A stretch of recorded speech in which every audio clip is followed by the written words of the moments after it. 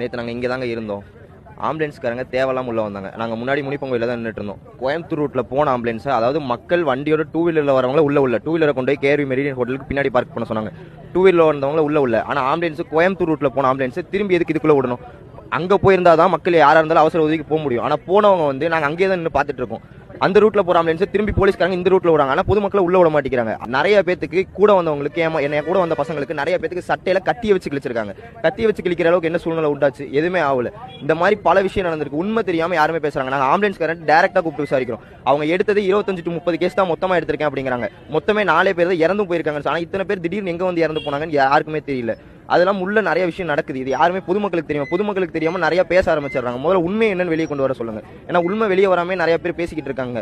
நீங்களே பாக்குறீங்க, நிறைய பேருக்கு கிழிச்சிருக்காங்க, நிறைய பேரை போட்டு மிதிச்சிருக்காங்க, நிறைய விஷயம் உள்ள நடந்திருக்குது. எதுவுமே ஆம்புலன்ஸ் சும்மா நிறைய ஆம்புலன்ஸ் வந்திருக்கு. அதை பொதுமக்களே ஸ்டாப் பண்ணிருக்காங்க. பொதுமக்களே நேற்று ஏன் சும்மா ஆம்புலன்ஸ் நீ கொண்டு வரதுக்கு அவங்க எதுவும் பேச மாட்டேங்கிறாங்க. கட்சி துண்டை போட்டு உள்ள வந்திருக்காங்க. இது என்ன ஏதுன்னு யாருக்குமே தெரிய மாட்டேங்குது. இதை முதல்ல கொண்டு வாங்க வெளியே. ஏன்னா வெளியே கொண்டு வராம பொதுமக்கள் நிறைய பேர் இது உண்மை நம்பிக்கிட்டு இருக்காங்க.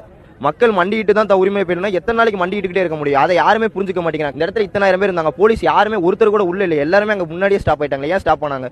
உள்ள வந்திருக்கலாம்ல எல்லாருமே. கடைசியா உள்ள வராங்க.